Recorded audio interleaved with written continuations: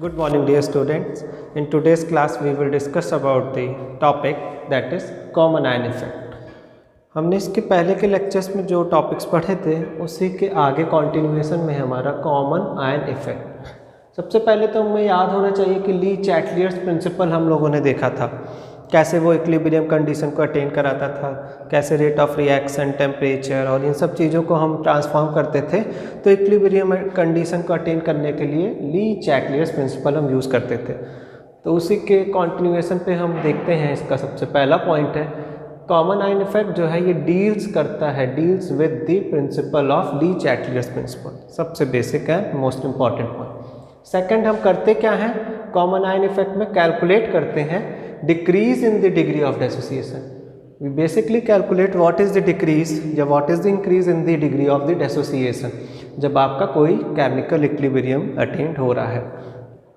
Common ion effect का आप देख लीजिए डेफिनेशन, या आप कह सकते हैं कैसे आप डिफाइन करेंगे अगर आपसे कोई पूछता है what is common ion effect. The suppression in dissociation, suppression कितनी कमी हो रही है या कितना डिक्रीज हो रहा है, dissociation of a weak electrolyte ले रहे हैं in the presence of a strong electrolyte. Weak electrolyte dissociate हो रहा है in the presence of strong electrolyte, both having a common ion. दोनों के पास सबसे मेन चीज़ जो है वो आयन कॉमन होने चाहिए। जैसे कि हम एग्जाम्पल लेते हैं एक वीक इलेक्ट्रोलाइट का, that is HCN, strong electrolyte that is KCN। HCN का डिसोसिएशन देखेंगे तो H plus and CN minus में ये टूटेगा। उसी तरह KCN का देखेंगे तो K plus and CN minus में ये डिसोसिएट होगा। फिर एक वीक एंड एक स्ट्रॉन्ग इलेक्ट्रोलाइट का डिसोसिएशन हम लोग चेक कर लेते हैं। NH4OH को अगर देखते हैं तो NH4 plus and OH minus में ये डिसोसिएट होगा। स्ट्रॉन्ग इलेक्ट्रोलाइट सपोज है NH4Cl, तो NH4Cl कैसे होगा, NH4 plus and Cl minus. ये 100% डिसोसिएशन होगा क्योंकि this is very strong electrolyte. देखिए यहाँ पे रिवर्स नहीं जाएगा, यहाँ पे फॉरवर्ड एंड बैकवर्ड दोनों रिएक्शन हो रहा था, बट यहाँ पे ऐसा नहीं है। NH4 प्लस जो है इक्विलिब्रियम क्या हो रहा है, ये शिफ्ट कर रहा है बैकवर्ड की तरफ। देख रहे हैं रेट ऑफ रिएक्शन को ये बैकवर्ड की तरफ शिफ्ट करेगा। क्यों, NH4 प्लस ऑफ OH जब इस तरीके की कंडीशन आ जाएगी, फॉरवर्ड एंड बैकवर्ड दोनों शो करने लगेगा, तो NH4OH टाइप का ये कुछ रिएक्शन होगा।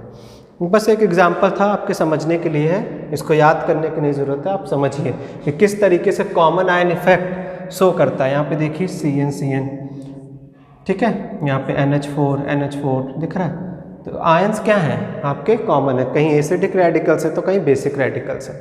एक क्वेश्चन इस पे हम देख लेते हैं, कैलकुलेट करना है concentration of H plus ions in the solution of HCN।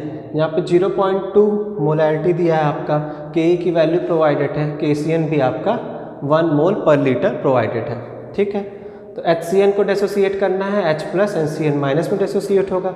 मान लेते हैं कि इनिशियल इसका कंसंट्रेशन जो था वो C था, तो इनिशियल में तो C था और यहाँ पे रिएक्टेंट C है, बट प्रोडक्ट 0 होगा क्योंकि इनिशियल इक्विलिब्रियम स्टेट पे रिएक्टेंट ही सबसे ज़्यादा होता है। जब इक्विलिब्रियम अटेन कर रहा होगा तो मान लेते हैं कि C अल्फ़ा इसका कुछ वैल्यू होगा जितना ये डिसोसिएट किया, तो C में से C अल्फ़ा माइनस हो जाएगा। इसका तो C अल्फ़ा ही होगा, इसका भी C अल्फ़ा ही होगा। तो इक्विलिब्रियम पे C minus C alpha, reactant की तरफ H प्लस का C alpha and CN minus का C अल्फ़ा। K की वैल्यू जब कैलकुलेट करते हैं हम क्या लिखते हैं, product divided by reactant. H plus का एक्टिव मास, CN का एक्टिव मास एंड HCN का कितना एक्टिव मास है। KCN जब आपका डिसोसिएट हो रहा था या जो आपने HCN लिया था तो उसके बारे में हम लिखते हैं। देखिए Ka की वैल्यू आपको प्रोवाइडेड है 4 × 10⁻⁻10, that is equal to H plus क्या है C अल्फ़ा, इसका क्या है C अल्फ़ा दिख रहा है, एंड डिवाइड किससे कर दिया C minus of C alpha. अब जब आप इसको कैलकुलेट करेंगे तो C अल्फ़ा कॉमन हो गया, दैट इज इक्वल टू 0.2 आपका प्रोवाइडेड है into alpha plus 1 and divide by C of 1 minus alpha. जब आप इसको करेंगे सॉल्व तो अल्फ़ा केवल वैल्यू आएगी।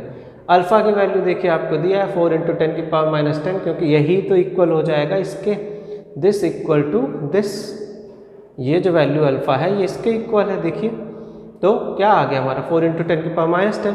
बट हमें H+ आयंस की कंसंट्रेशन फाइंड करनी है जहाँ की 0.2 मोल है, तो C अल्फ़ा इसका होगा H+ will be equal to C alpha, that is equal to 0.2 provided है, अल्फ़ा की वैल्यू दिया है, मल्टीप्लाई कर दीजिए, आपका answer. Student we are going to talk about the what is buffer solution. Buffer solution actual में होता क्या है देखते हैं। Any solution which resist any change in its pH। अब pH में कोई चेंज हो, मतलब एसिडिक हो या बेसिक हो, हमें न्यूट्रल उसको रखना है। तो यहाँ तो वो एसिडिक में कन्वर्ट हो, ना तो बेसिक में हो, बल्कि उसकी जितनी pH वैल्यू है वो उसी पे स्टक ऑन रहे या स्टिक रहे।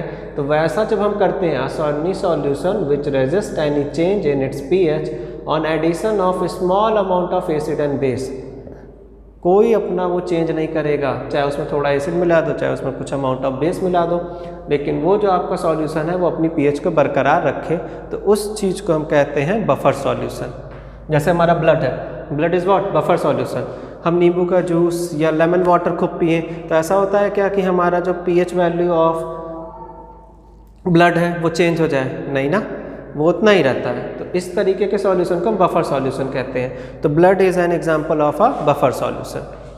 अब एसिडिक बफर क्या होता है? एसिडिक बफर वो बफर होते हैं जिसमें वीक एसिड प्रेजेंट हो एंड सॉल्ट प्रेजेंट हो वीक एसिड का स्ट्रॉन्ग बेस का।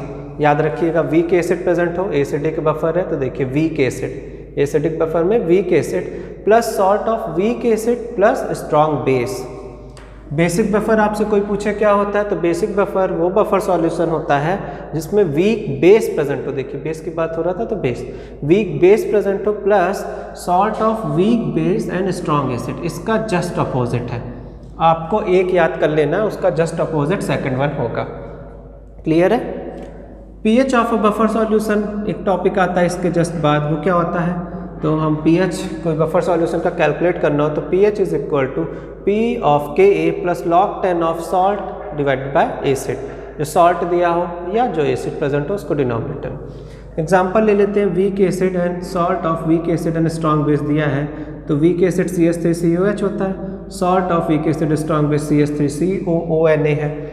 इसका डिसोसिएशन चेक करते हैं CH3COOH का, तो क्या होगा एट इक्विलिब्रियम K पे CH3CO minus plus of H plus and CH3COONA plus का अगर हम डिसोसिएशन देखेंगे तो CH3CO minus and plus of Na plus.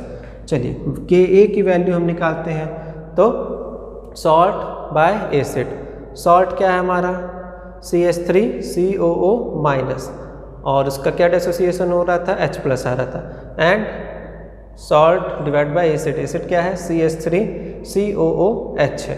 दिख रहा है? हमने इसका लिया ना तो आपको दिख रहा है, ये जो प्रोडक्ट है इसको लिखा, डिवाइड कर दिया रिएक्टेंट से, तो ये आपका एसिड है, ये आपका सॉल्ट है। दिख रहा है? सॉल्ट डिवाइड बाय एसिड, ये हमारा Ka का वैल्यू दे रहा है। आगे देखते हैं फिर क्या होता है। हमें H प्लस कंसनट्रेशन देखना था, तो H plus that will be equal to Ka acid divided by salt, पलट जाएगा। देखिए सॉल्ट बाय एसिड था, एसिड बाय सॉल्ट हो जाएगा। Minus of log 10 of H plus that is equal to minus of log 10 of Ka minus of log 10 acid plus of log 10 salt. समझ रहे हैं? देखिए माइनस बाहर ले लिया मैंने कॉमन। यहाँ से जो हमें एक्सप्रेशन मिला, बहुत इंपॉर्टेंट एक्सप्रेशन ये है, that is pH is equal to P of Ka plus log 10 salt divided by acid. इसको याद रखिएगा, इस पे कुछ न्यूमेरिकल्स आते हैं जिनको हम सॉल्व करते हैं। फर्स्ट न्यूमेरिकल देखिए क्या बोल रहा है, find the pH of a solution having 0.1 mole of CH3COOH, Ka की वैल्यू प्रोवाइडेड है एंड 0.2 मोल है CH3COONA का। तो pH is equal to Pka plus log of 10 salt by acid, ये है हमारा फॉर्मूला, लिख दिया हमने। pH is equal to minus of log 10 of 10 की पावर माइनस 5, देखिए Ka की वैल्यू प्रोवाइडेड है, दिख रहा है, ये फॉर्मूले पे आ रहा है, प्लस log 10 सॉल्ट का कितना है, सॉल्ट का है 0.2 मोल एंड एसिड का कितना है 0.1 मोल। log 10 ऑफ 10 की पावर 5 होता है, plus log 0.2 by log of 0.1 का log होता ही नहीं, 0.2 का होता है 0.30। log 0.2 का 0.30 वैल्यू आती है, जहाँ से pH हमारा आ गया 5. If we talk about the working of a buffer solution, how buffer solution work in acidic medium whereas in the basic medium? See, if CH3COH dissociates at equilibrium and it gives CH3CO minus plus of H plus, then if CH3COONA, both are the different chemicals, CH3COONA dissociate at equilibrium and it gives us CH3CO minus plus of Na plus. Here acid जो हम बोल सकते हैं वो क्या है, H plus ion, base क्या है, OH माइनस आयन. हम अब दो कंडीशन लेके चलते हैं, जहाँ की फर्स्ट कंडीशन है ऑन एडिशन ऑफ एसिड. अगर कोई एसिड ऐड करते हैं तो वो बफर सॉल्यूशन में क्या चेंजेस लाता है. देखिए, H प्लस आयन हमारा एसिड है, CH3CO माइनस हमने ऐड किया सॉल्यूशन के अंदर तो हमें मिल क्या गया CH3COOH.